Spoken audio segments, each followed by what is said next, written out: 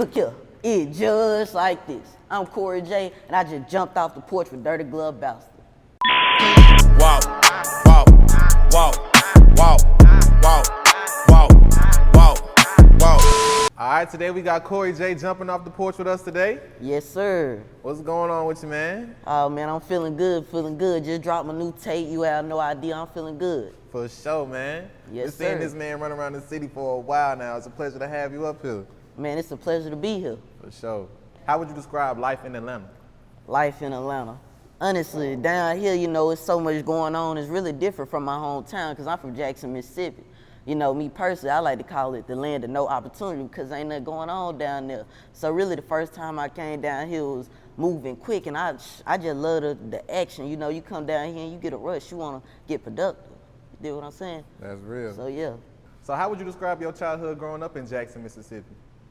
My childhood growing up, man, how it was, you know, I really had to put the work in because like I said, I come from the mud, Jackson, Mississippi. Growing up, you know, you look around Jackson, Mississippi, it ain't nobody that you can really look up to as far as, you know, I want to be like that or I want to be like him. So really you got to have your own goal and decide what you want to do. Because, you know, I ain't had no silver spoon, so mine growing up in Jackson, Mississippi, it was really forming me for the real world. You know, I knew my goal, I knew my dream. So when you come out the mud, you know, you come out here, it get easier, you know, when you put the work in. So when would you say you jumped off the porch? I jumped off when I was 6 years old. And what exactly would you mean, would you say you jumped off the porch? Like, what did jumping off the porch mean to you? Well, at 6 years old, that's when I first got out here, and that's when I first started putting the work in. At 6, I made my first CD called Column Crayons. It just had one song on it. But at 6 years old, I was out here pushing and promoting it for $5. I'm going up to each person. You dig what I'm saying with my presentation? So that's really how I started, jumped off the porch, just like that. That's all right. So you moved to Atlanta when you were 6? Nah, I still ain't moved out here. You know, I just be moving back to back, business going on. Oh, so you still move back and forth? Most So definitely. you just coming out here working? Yes, sir. All this time, I thought you stayed out here. Nah, man, I still got family in Jackson, so I be moving in between. That's crazy. So let's talk about the viral incident of you passing out CDs in the middle of the mall. First off, let me break it down to you real quick. The thing is, a lot of people don't know this because how the story was portrayed, how it was put out there. But the real thing is that day, you know, I always go back selling my music. That's how everybody know me. I'm always selling my music. But that particular day, I just happened to be up in there. I just happened to be up in there, man. No CDs, nothing like that. I'm just up in there walking, talking with a couple different artists, man. I'm just shopping, stuff like that. But I always wear the like the bags. You dig what I'm saying? Like the man purses, I'm always wearing them. And people they see me with that, they think I'm selling my music. So automatically, you know, assumptions coming up that I'm selling my music. When really, I'm just walking, talking, you know, conversating, really, in all honesty. But yeah, so that's how that started off. That's how it kicked off. I wasn't even selling my music. That's crazy. They tried to charge you too, huh? They did charge me. Yeah, Wow. I got a felony, a couple misdemeanors, and they ain't no tried. They did. Yeah. They ain't tried about it. It happened. What was your reaction to them trying you, man? You just a young dude out here trying to get your hustle on. Man, my reaction, honestly, you know, through my years of doing this, I've been doing this for 9 years. I'm 15 years old now. But through my 9 years, I done had different situations with police encounters. It didn't happen many times, but it was the first time that it really went to this extent, you know. They locked my auntie up. He said that I was locked up, but because my pops was there, he let me ride out with my pops because he was there, and I was only 12 at the time. So he said I was charged and technically locked up, but since my pop was there, I was able to go. So really in that situation, you know, any type of situation like that, when you ain't in the streets, you know, I ain't knocking over nobody, grandma doing nothing like that. I'm really out here motivating you. That's my cause for everything I do is to motivate the next young man and the next young woman to get out here and chase their dreams. So really when something like that happens to you, when you're doing what I'm doing, man, it really resets your mindset and make you think like, why am I out here? What's the goal? You know, what's the reason for me constantly going? So yeah, it really make you reset, rethink what you got going on. Nah, for real. I was just gonna ask you that. Did you feel your mindset change after that incident at all? Yeah. It definitely changed, you know. At that point, like I said, it really just put me in a dark place. It really make you think, man, am I supposed to be out here? But, you know, when you got that strong mindset and you know what you out here for, man, you always gonna get back on track. You know, if this what you really want to do, you really passionate about it, can't nothing stop you, you know. That's my message to anybody. Don't never let nothing stop you. Your goal is gonna be plenty of roadblocks. just like me. Plenty of roadblocks, it don't matter what you're doing, but you just gotta keep going through it. Nah, for real. What would you say is the biggest life lesson you learned so far growing up? Biggest life lesson. Let me think. Biggest life lesson. Man, I can't really think about. The best thing I can tell you is maybe like the best advice that I done got through my life as far as a lesson for me. And that would be Birdman told me F who in a way. And we all know what the F mean, but you know, for me, I don't speak like that, so we just gonna say forget who in the way. That's what he told me. So, you know, just like with the police officer situation, you know, you gotta F who in the way, man. You gotta keep going. You gotta keep going through that. You gotta keep striving. You dig what I'm saying? So that's the biggest life lesson, the best life lesson that I done got, because that's something that you could take with you anywhere. That type of mindset, you could take it with you anywhere, and it's gonna get you through any door that you come to, man. You having that mentality of F you in a way. Nah, for real. What would you say is the biggest obstacle you overcome so far? The biggest obstacle, I'd say it was really that police situation. Because, you know, I had not only the police situation in the mall, but also the aftermath of it. With my name, you know, being in the media as, you know, like I was some type of destructive kid or something like Right. that, out here having a felony and misdemeanor. So I'd say that was the biggest obstacle, really, because how it kind of slandered my name a little bit. Yeah. Yeah, so I'd say that's the biggest obstacle. I agree, because it's kind of crazy to hear that, you know what I'm saying, you went through that, because everybody who's known you and seen you around the city just know, like, this is a young kid just trying to do a thing in a positive light. So for you to experience that was kind of absurd, you know what I mean? Most definitely. But let's get back to the music, because like you said, you always stay motivated. Yes, You sir. dropped your first single when you were 6 years old. Right. That's crazy. Let's talk about that. 6 years old in the booth. What was your reaction? What was your experience? At 6 years old, really, you know, I always grew up around music. Since I was a young kid, my pops, he had a studio in the house. So really, I just gravitated to it. I grew up around music, so it was really just something for me. You know, it was like second nature. So I hopped in the booth, had the help of my pops, and really from there it was on. You know, I grew up around it, so it wasn't none. Once I got on the beat, you know, it just came to me naturally. That's hard. So what motivated you to start making music? What motivated me, honestly, it's always been inspired you. Just like with my song Calling Crayons, at the time I was 6, so I only had the vision thinking of, you know, that can help the kids with their primary 8 colors. So really my motivation, my vision for it always been to motivate the people around me, motivate the people that looking at me, because I could be an example. You dig what I'm saying? There's so many people that they want the opportunity that I got. They want to meet some of the people that I know. But see, I put the work in, and that's what I want everybody to know. Whatever you're doing, you got to have that work ethic. Nah, for and real. that's what I'm showing them. I'm not just telling, I'm showing. Nah, for real. Keep showing these folks, man. Yes, sir. Who would you list as some of your musical influences? We got Young Thug, most definitely. Then we got my favorite rapper, you know, Rick Ross. And then we got my pops, you know, because he used to do music. So I get a lot of influence from him. That's hard. How did you get your rap name?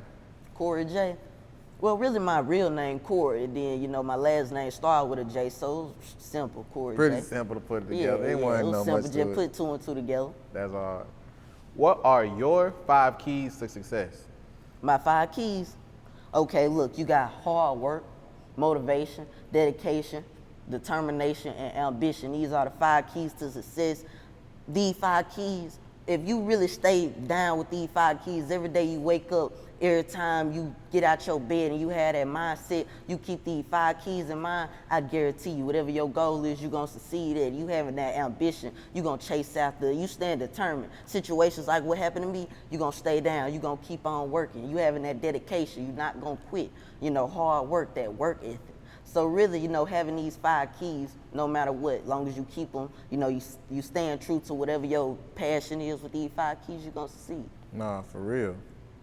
You're also a motivational speaker, right? Yes, sir. Wow, at 15 years old.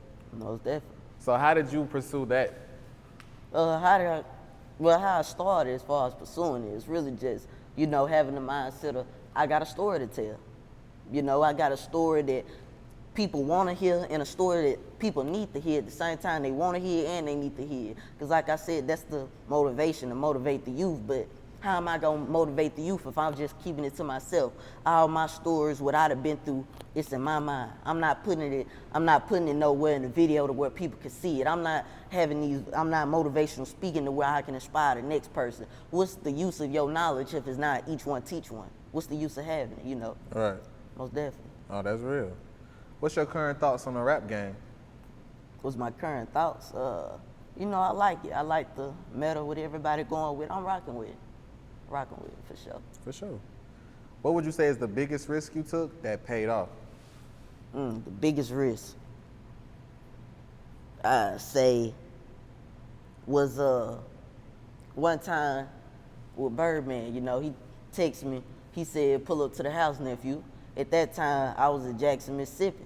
So really, that was the biggest risk I took because I went from Jackson, Mississippi to Miami.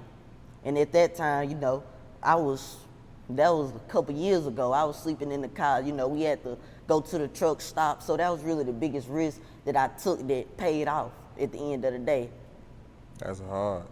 So y'all just all packed up and went from Mississippi to Florida?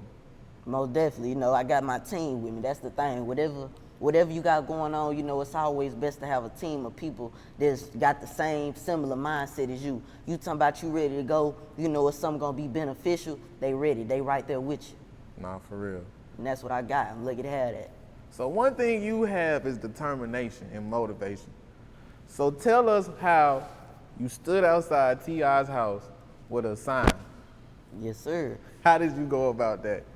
Well, at that time, I had a whole campaign going on from 6 to 10 years old. I'm looking for T.I. So I got the information from somebody who I knew at the time where his house was. And then I had the posters where it said, "Wanted, Trouble 31, I'm looking for T.I." So at that point, you know, I was still young. I didn't really know how I was going about it. So I said the best thing I can do right now, I'm going to go there. Went there with the sign, you know, you had the camera. So I put it up. And then at the end of the day, ain't nobody come out or nothing like that at the time. But so I had left the posters, the I'm looking for T.I. posters in his mailbox. That's so player though. And how old were you at that time? I was like 7 years old at the time. Hustling. That is so crazy. But you were also interviewed by T.I., so it also led to something good. Most definitely, most definitely. That's what I mean by having them 5 keys, that determination. It didn't stop at his house. I went from his house to now I'm talking about, okay, what's the next step of this journey? I've been to his house. I left the flyers in the mailbox. Okay, didn't nobody come open the door. Well, now my goal is the next time I go to his door, I'm invited. The gate opening for me. So yeah, that comes with that determination. I kept that mindset. I kept them 5 keys. And now look at me, like you said, having an interview with T.I. So yeah, most definitely. So how did he reach out to you to invite you to his podcast?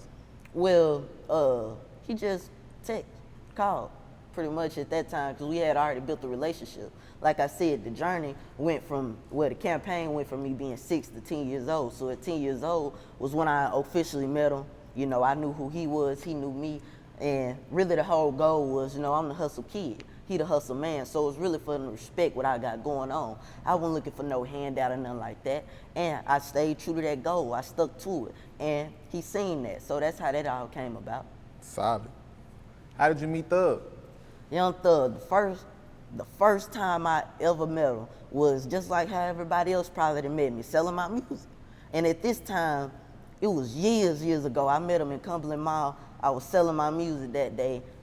I was probably like 8, 9 again, 8, 9. Then I went up to him with my music. At that time, I knew about his music, but I ain't really know his face, you know. So I sold it to him. He bought 2 of them. He gave me a 20. And then after the fact, somebody like, "Yo, that's Young Thug."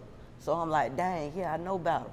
And then the next time, it was at Patchwork Studios. Yeah, I had came up in there. At that time, he was actually having me with Birdman. So, hey, they told me I was the first kid. I was the first person never to interrupt a meeting with Birdman and Young Thug. So, yeah, I did that. I made history that day. So, are you signed to YSL? Nah, I ain't signed. You know, it's really deeper than any, it's loyalty. Deeper than any type of paper anybody could pull out with a name on it is loyalty. You know, he was the first person to ever really take me under his umbrella. It's a whole lot of people that'll say what they gonna do for you, But Young Thug, he say he gonna do it, and it's action behind it. Whatever he told me he was gonna do, whatever he told me he was gonna help me with, it didn't got done. So he was the first person ever to, really take his umbrella out. That's hard. Put me on it. So yeah, more than contract. What's one thing you would say about Young Thug that people wouldn't see him in the light of? Like, how would you describe him off camera? Pure-hearted. That's the best way I can describe him, pure-hearted. Like I said, whatever he said he was gonna do, he did it. So that's really, a lot of people don't know this because I guess how he portrayed in the media or whatever. But yeah, he real pure-hearted. That's what I want everybody to know about. That's solid. Let's talk about your new single and music video, Walk, featuring Unfoonk. Yes, sir. Walk is out right now. The video is out to Walk. It's on YouTube. Y'all go check it out. Y'all go run the numbers up on it. Walk featuring Unfoonk out right now. Right now. Yes, sir. And let's talk about the new project, You Have No Idea. Most definitely. Talk to us about the creative process of the project. The creative process, really, you can hear it in the name. You have no idea. Because, a lot of times when people look at me, they see a 15-year-old, they like, man, what story he got to tell? What he got going on? He talking about he been putting in work. He probably silver spoon. What he got to talk about? Motivational speaking. So really, that go hand in hand with what I go through in my life. You have no idea. You have no idea what I had to do to get here. A lot of people think somebody gave me something. Now, everything I got, I worked for. So yeah, you have no idea. And it can go with your life, anybody's life. So that really something, to relate to. You have no idea. Nah, for real. Any features on there? Yeah, features like Unfoonk.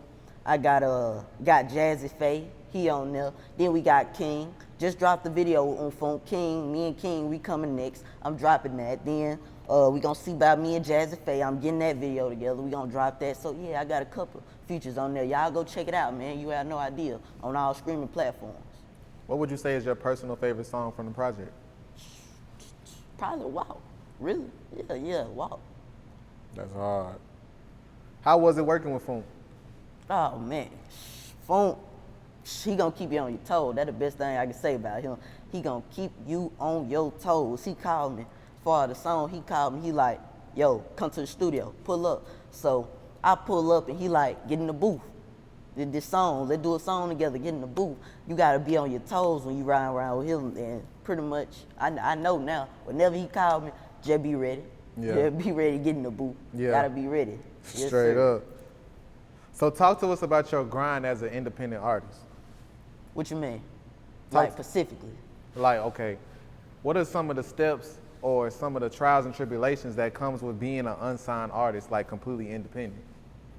What comes with that is really, no handout. Everything you got going on, you gotta do it yourself. Whatever, you want to pay up for, man, you got to grind for that. You got to get your own money. But if you ask me, that's really a learning lesson. For me, at this point, I really don't need no level. If I'm assigned, it's because I want to.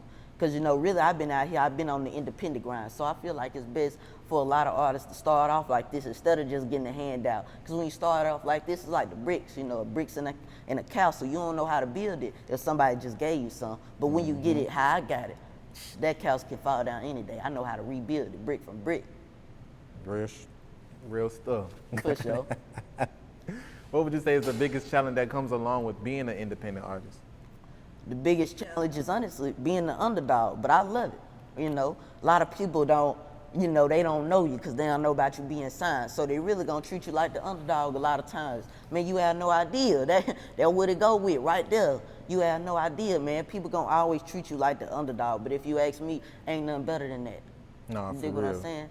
Yeah, they treat you like an ant, showing you a line, showing whatever you got. So that's the challenges that come with being an unsigned artist. People sometimes, they gonna think, oh, you not signed, so you around here, you looking for a handout. Or, oh, you not signed, so you just got luckily in the studio, don't nobody know about you, but you gotta show them. You come up in there, you gotta claim whatever you got. You gotta show them, yeah, I ain't up in here because I'm signed, I'm up in here because I put the work in. I don't need nobody to sign me.